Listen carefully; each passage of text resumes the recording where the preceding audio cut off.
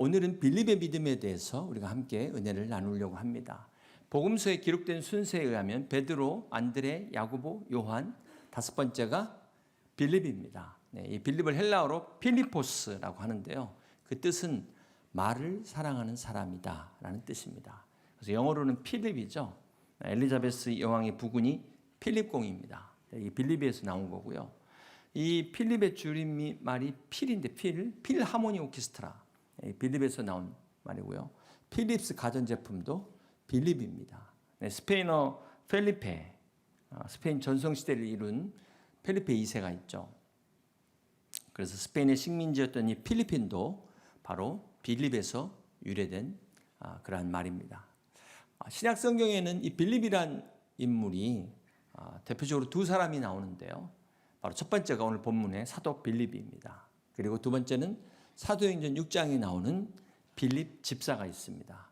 오늘은 예수님의 제자인 이 사도 빌립에 대해서 우리가 함께 같이 살펴보고자 합니다. 요한복음 1장 44절에 보면 빌립은 안드레와 베드로와 한 동네 베세다 사람이라. 이 빌립은 갈릴리 베세다 출신으로 베드로와 안드레와 같은 고향이다라고 말씀을 하고 있습니다.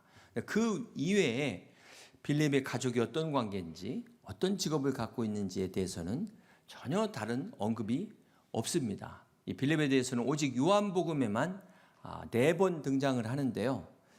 정리를 해보면 이 빌립의 성향은 베드로와 야고보 요한과는 전혀 다른 그런 성향의 사람이다라는 것을 알 수가 있습니다. 지난번에 우리가 베드로라든지 야고보 요한은 아주 불같은 성격의 다혈질의 성향이었다라고 말씀을 드렸는데요. 이 빌립은 반대로 신중하고 아주 합리적인 이성주의자입니다. 우리 요한복음 1장 45절을 보시겠습니다. 빌립이 나다나엘을 찾아 이르되 모세가 율법에 기록하였고 여러 선지자가 기록한 그 일을 우리가 만났으니 요셉의 아들 나사렛 예수니라. 빌립이 주님을 만나자마자 바로 그 다른 제자들이 그랬던 것처럼 그 역시 나다나엘을 찾아가서 복음을 전합니다. 자, 그런데 지난번에 안드레가 전한 것과 이 빌립의 차이를 우리가 좀 볼 수가 있는데요. 자, 안드레가 어떻게 전도했죠? 1장 41절에 보면은 안드레가 먼저 자기 형제 시몬을 찾아 말하되 우리가 메시아를 만났다 하고. 안드레는 간단해요. 내가 메시아 만났어. 다른 말이 필요가 없어요. 베드로도 아주 단순한 사람이기 때문에 내가 메시아를 만났어. 끝. 더 이상 말이 필요가 없습니다. 그런데 오늘 빌립을 보니까 빌립이 나다나엘에 가서 한 말을 보니까 뭐라고 얘기했습니까? 자, 모세가 율법에 기록했고 여러 선지자가 기록한 그 일을 우리가 만났으니 요셉의 아들 나사렛 예수다. 자, 이 빌립의 말에서 빌립이 어떤 사람인가를 우리가 알 수가 있습니다. 빌립은 모세의 율법을 잘 알고 있다. 구약의 선지자들을 잘 알고 있다는 것입니다. 이 빌립이 예수님을 만나자 나다나엘을 찾아가서 전도를 했습니다. 여기서 우리가 또 예수님을 만난 제자들의 공통점을 볼 수 있는데요. 43절을 보시겠습니다. 이튿날 예수께서 갈릴리로 나가려 하시다가 빌립을 만나 이르시되 나를 따르라 하시니. 빌립뿐만 아니라 주님을 만난 모든 제자들이 다 주님이 나를 따르라 라는 말씀에 순종했다는 것입니다. 여러분, 신앙이 뭘까요? 신앙은 반응하는 것입니다. 신앙은 가만히 앉아있는 것이 아니라 우리를 부르시는 주님의 초청에 응하는 것입니다. 주님을 따르는 삶입니다. 이 빌립도 이렇게 이제 나다나엘 찾아가 전도를 했는데요. 자, 이때 나다나엘의 반응이 우리 한번 찾아볼까요? 46절을 보면은 나다나엘이 이르되 나사렛에서 무슨 선한 것이 날 수 있느냐. 빌립이 이르되 와서 보라 하니라. 빌립이 이렇게 주님을 만났다는데도 시큰둥합니다. 그 나사렛 그 시골에서 무슨 선한 인물이 나겠냐. 메시아는 베들레헴에서 난다는 걸 이미 알고 있는 거죠. 자, 이때 빌립이 어떻게 전도합니까? 와봐라. 네가 와서 한번 직접 경험해봐라. 그렇습니다. 여러분, 전도라는 게 참 우리가 하는 게 아닙니다.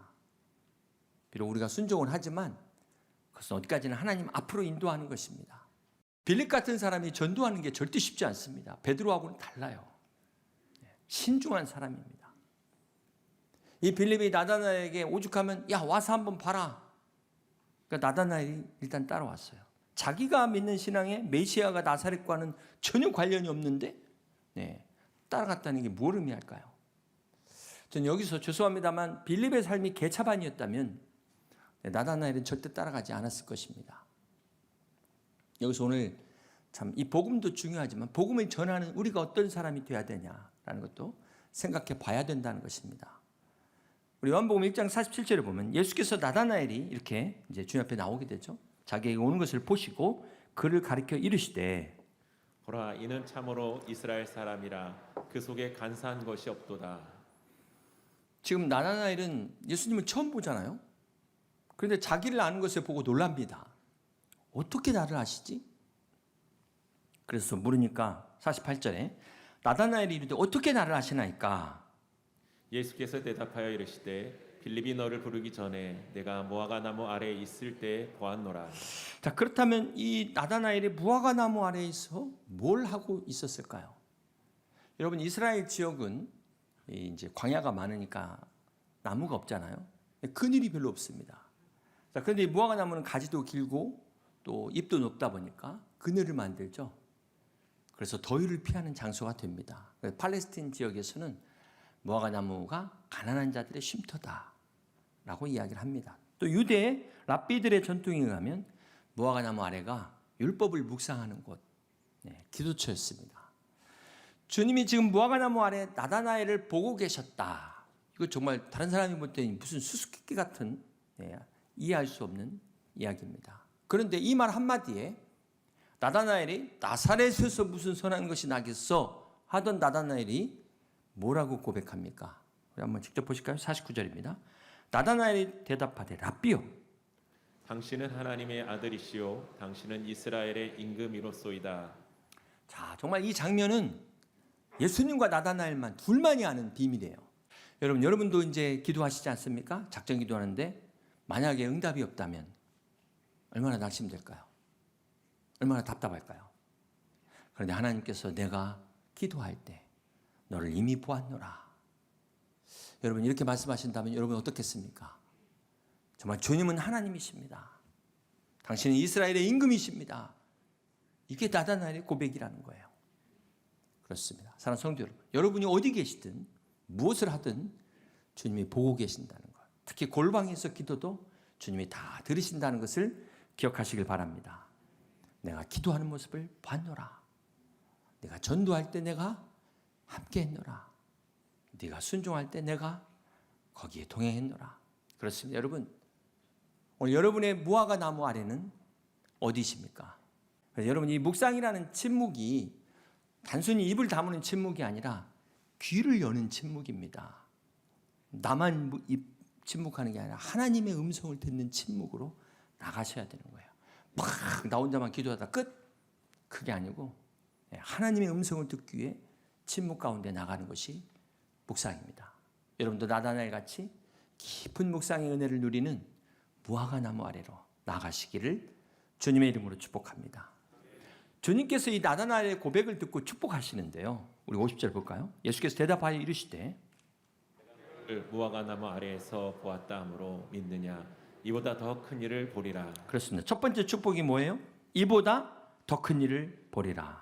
사랑하는 성도 여러분, 믿음은 무엇입니까? 이보다 더 큰 일을 보는 것입니다. 이전 응답보다 더 큰 응답을 경험하는 것입니다. 믿음은 지금보다 어제보다 더 큰 역사를 경험하는 거예요. 그러므로 여러분 그리스도 예수 안에서 기도하시길 바랍니다. 기대하시길 바랍니다. 하나님의 놀라운 축복을 누리는 그런 믿음이 되시기를 주님의 이름으로 축원합니다. 두 번째 어떤 축복입니까? 51절 계속해서 봅니다. 또 이르시되 진실로 진실로 너에게 이르노니 하늘이 열리고 하나님의 사자들이 인자 위에 오르락 내리락 하는 것을 보리라 하시니라. 자, 이것은 우리가 기도할 때 하늘 문이 열리고 천사들이 우리의 기도를 가지고 오르락 내리락 하나님 앞에 상달하고 그 응답이 우리에게 오고 이것을 말씀하고 있어요. 이것이 믿음의 축복이라는 것입니다. 하나님의 사역을 하는 사람들에게 주시는 기쁨이라는 것입니다. 사랑하는 성도 여러분, 믿음의 축복이 뭘까요? 그것은 바로 우리가 주의 일을 할 때 주께서 우리의 일을 책임지시는 것입니다. 그렇습니다. 우리가 전도할 때 그 영혼들이 돌아오는 거예요. 우리가 순종할 때 막 하늘의 천사들이 막 기도가 꼭 응답을 오고 기적이 일어나고 불가능이 가능케 되고 할 수 있거든이 무슨 말이냐 믿는 자에게 능치 못함이 없느니라. 천사들이 오르락내리락하는 하나님의 능력을 경험하는 여러분 다 되시기를, 믿음의 기적을 경험하는 여러분 다 되시기를 주님의 이름으로 축복합니다. 두 번째로 우리가 성경에서의 빌립을 발견할 수 있는 곳이 바로 오병이어의 현장입니다. 우리 요한복음 6장 5절을 같이 한번 보시겠습니다. 예수께서 눈을 들어 큰 무리가 자기에게로 오는 것을 보시고 빌립에게 이르시되 우리가 어디서 떡을 사서 이 사람들을 먹이겠느냐 하시니. 자, 지금 수많은 사람들이 빈들에서 광야에서 주님 앞에 나와 말씀을 듣는데 때가 돼가지고 배가 고파 먹을 것이 필요한 상황이 됐습니다. 이때 주님께서 빌립에게 어디서 떡을 구해서 이 사람들 다 먹일 수 있겠냐라고 물으신 겁니다. 여러분 주님의 제자 12명 중에 주님이 물으신다면 누구한테 먼저 물어야 될까요? 수제자 베드로가 있지 않습니까? 두 번째 야고보가 있어요. 요한도 있어요. 아니 이 사람들도 아니면 재정 담당 누굽니까? 회계 담당 가룟 유다가 있습니다. 그런데 이 사람들 다 제껴놓고 왜 하필 빌립한테 물어봤을까요? 그것은 6절에 나옵니다. 이렇게 말씀하시면 친히 어떻게 하실지를 아시고 빌립을 시험하고자 하심이라. 자, 그렇다면 주님이 빌립을 시험하신 이유가 뭘까요? 왜 빌립만 유독 시험을 하셨을까요? 그것은 바로 빌립의 답변을 통해서 그 이유를 알 수가 있습니다. 빌립이 요한복음 6장 7절에 자, 빌립이 대답하되 각 사람으로 조금씩 받게 할지라도 200데나리온의 떡이 부족하리이다. 지금 이 상황에 장정만 5천이라고 나와 있습니다. 그러면 거기에 여인들과 아이들까지 합치면 적어도 15,000명 이상의 사람들이 모였다는 거예요. 그리고 이 사람들이 최소한 허기만 면하게 하려면 200데나리온도 부족하다. 이게 한 번에 계산되는 사람이 빌립이었어요. 한마디로 말해서 머리가 좋은 사람입니다. 한번 쫙 스캔하면 분석이 돼요. 문제가 딱 찾아집니다. 이란, 이안, 삼안 계획이 쫙 나오는 사람이에요. 이 사람이 빌립이에요. 네. 지금 주님이 빌립을 시험하신 이유가 몰라서 물은 게 아니죠. 네. 빌립이 어떻게 하나 보신 겁니다. 빌립은 지금 자신이 나다나엘에게 예수님에 대해서 뭐라고 말했습니까? 모세 율법에 기록됐고 선지자들이 기록한 메시아를 만났다 그랬어요. 그러면 이 빌립이 어떻게 답변해야 됩니까? 네, 주님이 하셔야죠. 불가능한데 주님이 하셔야 됩니다. 주님께 맡겨야 되는데 빌립은 주님을 따르면서도 자기의 계산으로 판단한 겁니다. 무슨 말이에요? 주님을 따르면서도 믿지 않고 있는 모습을 우리가 지금 보고 있다는 것입니다. 사랑하는 성도 여러분, 우리가 믿음으로 산다는 게 뭘까요? 뭐가 믿음으로 사는 겁니까?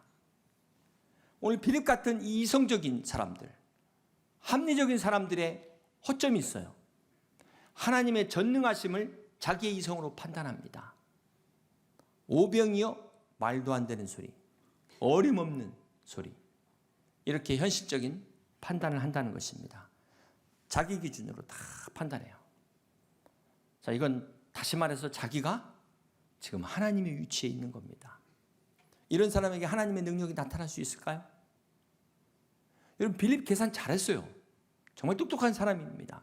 정확한 분석이에요. 그러나 빌립이 놓친 게 뭐죠? 하나님을 계산에 넣지 않았어요. 그의 계산에 하나님이 빠졌다는 것입니다. 그의 신앙에 하나님이 없어요. 이게 문제였습니다. 사랑하는 성도 여러분, 오늘 믿음으로 산다는 것은 무엇을 말합니까? 내 삶에 주님을 초청하는 것입니다. 여러분이 계산한 대로 다 되면 그게 무슨 믿음입니까? 그런 상황에서 무슨 하나님의 역사가 나타나겠습니까? 사랑하는 성도 여러분, 오늘 하나님의 역사는 이렇게 계산만 하고 있는 빌립을 통해서 역사한 것이 아니에요.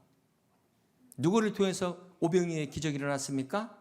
바로 지난번 안드레를 통해서 어린아이의 도시락을 가지고 나와 주님께 맡겼던 안드레를 통해서 오병이어의 기적이 일어난 것입니다. 그렇습니다. 사랑하는 성도 여러분, 주님의 일은 계산하는 것이 아닙니다. 내가 하는 게 아니에요. 믿음으로 하는 것입니다. 오병이어의 기적은 주님을 계산에 넣었어요. 여러분도 그렇습니다. 오늘 내가 계획을 세우면 내가 다 책임져야 되는 거예요. 여러분 인생의 계획에 주님을 초청하시길 바랍니다. 지금 빌립이 착각한 것은 지금 이 상황만 분석하느라고 본질을 놓쳤어요. 이것이 빌립의 첫 번째 문제였다는 것입니다. 두 번째는 빌립이 문제가 무엇일까요? 그가 사용한 그 말을 볼까요 한번? 각 사람으로 조금씩 받게 할지라도 200데나리온의 떡이 부족하다. 부족하다는 이 단어가 부정적 단어입니다. 여러분 어차피 이 빈들에 무슨 돈이 있어봐야 그 떡을 어떻게 구하겠어요? 어차피 안 되는 거예요. 그렇다면 이왕 가정으로 이야기할 거 각 사람에게 배부르게 주려면 400데나리온이면 충분합니다. 이렇게 말하면 얼마나 좋겠어요. 같은 말도 이것밖에 없네. 이만큼 남았네. 완전히 다르다는 것입니다. 부정적인 사람의 특징은 그 언어에서 나타납니다. 부족해. 안 돼. 죽겠네. 결국 말대로 되는 겁니다. 말. 부정적인 말로 하나님의 능력을 제한하지 마시길 바랍니다. 하나님의 축복을 사단에게 빼앗기지 마시기를 바랍니다. 사랑하는 성도 여러분, 빌립은 주님을 따라다니 제자였어요. 그럼에도 불구하고 그는 여전히 변화되지 않았다는 것입니다.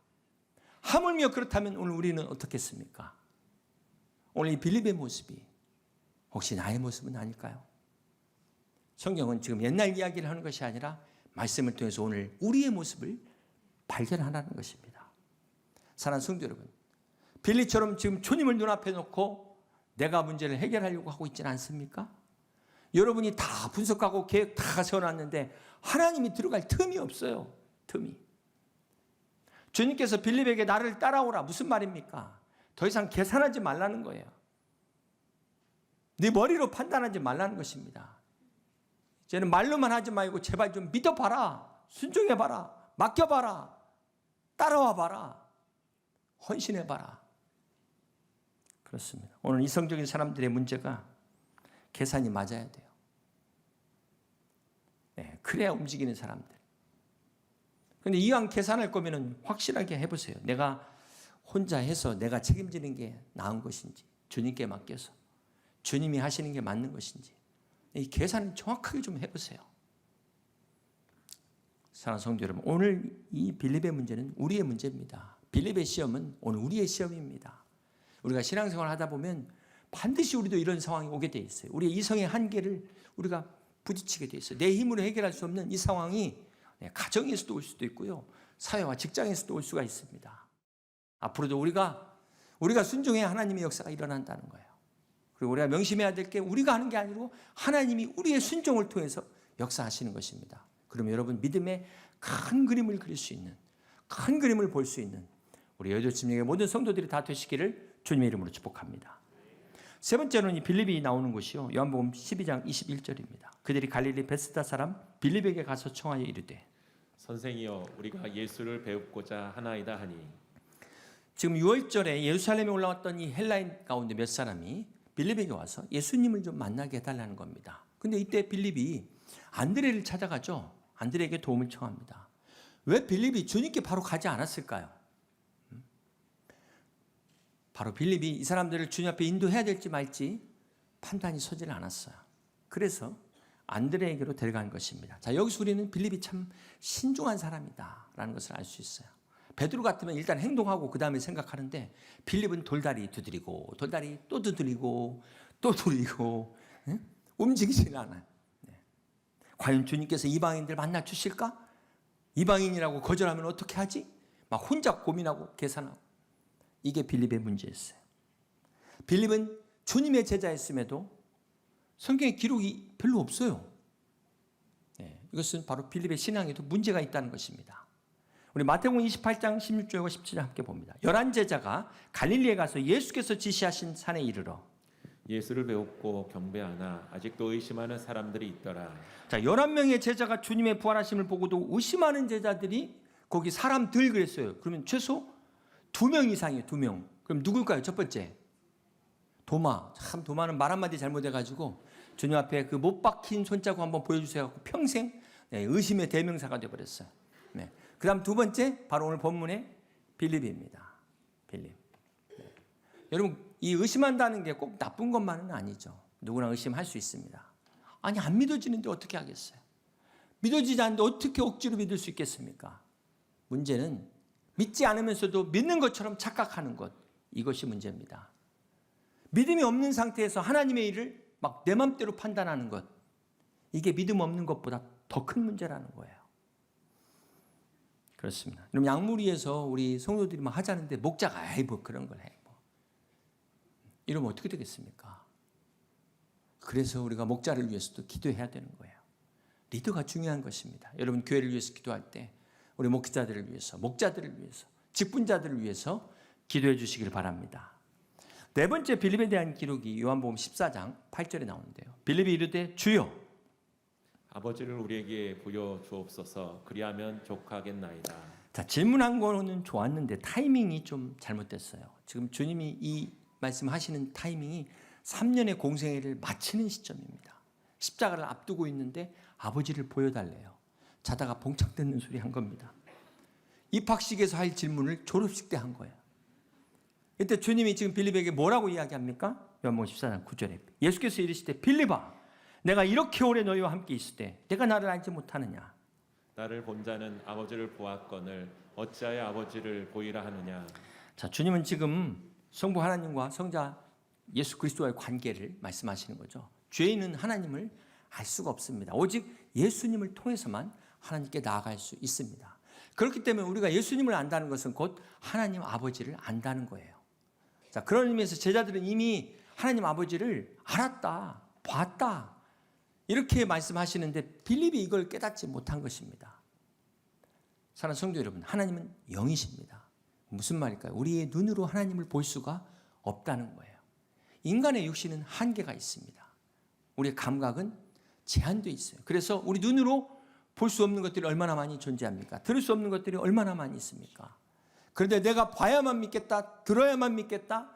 네, 이것은 정말 어리석은 것입니다. 하나님이 안 보인다고 하나님이 없다는 이런 어리석음이 어디 또 있겠습니까? 그런 것처럼 내 지식과 세상의 그런 이론으로 하나님의 말씀을 막 판단하고 해부하는 이거야말로 정말 교만한 거예요. 교만한. 그나마 우리가 빌립에게 배울 점은 빌립이 솔직하게 질문했다는 것입니다. 모르면 모른다고.